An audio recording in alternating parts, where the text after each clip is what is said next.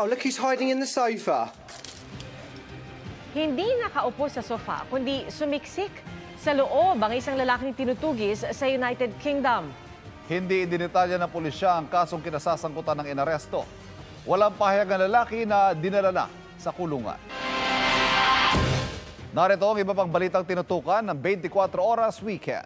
Simula po sa November 6, isasara muna para i-renovate ang Terminal 4 ng Ninoy Aquino International Airport. Ayon sa New NAIA Infrastructure Corporation, nais silang mapabuti ang passenger flow at gawing moderno ang pinakamatandang NAIA Terminal.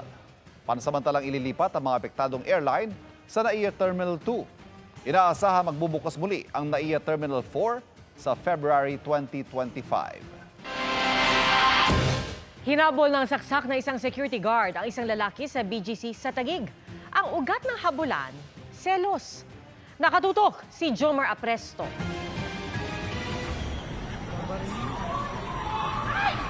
Kuha ang video na yan sa BGC sa Taguig City. Ang lalaki na nagtangkang manaksak sa video, isa raw security guard. Habang ang biktima naman, call center agent at katrabaho ng live-in partner ng suspect.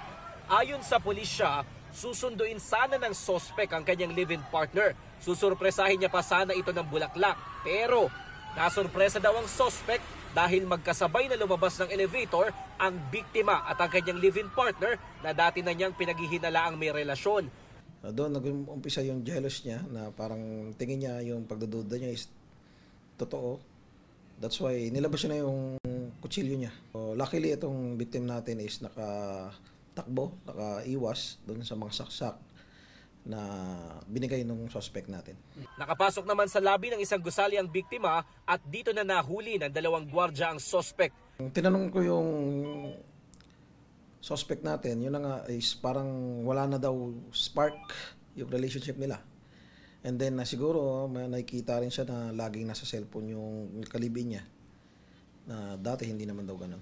Nasa kustodiya na ng Taguig City Police Station ang suspect na nahaharap sa reklamong attempted homicide habang sinusubukan din namin makuha ng pahayag ang biktima. Para sa GMA Integrated News, Jomar Apresto, nakatutok 24 oras. Sa mga Army, Happy Jimin Day! Napuno ng greetings ng mga Army from all over the globe ang special day ng Korean superstar. Di rin nagpahuli ang kanyang fellow BTS members na sina J-Hope na may cute na shinare na cute video ni Jimin at RM na may aesthetic photo na angat ang visual ng birthday boy.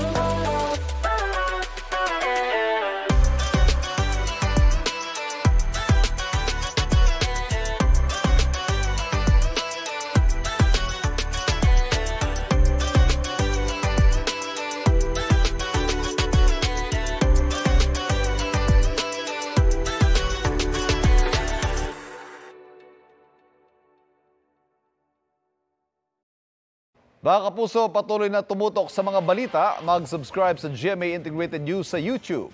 Sa mga kapuso abroad, samahan niyo kami sa GMA Pinoy TV at www.gmanews.tv.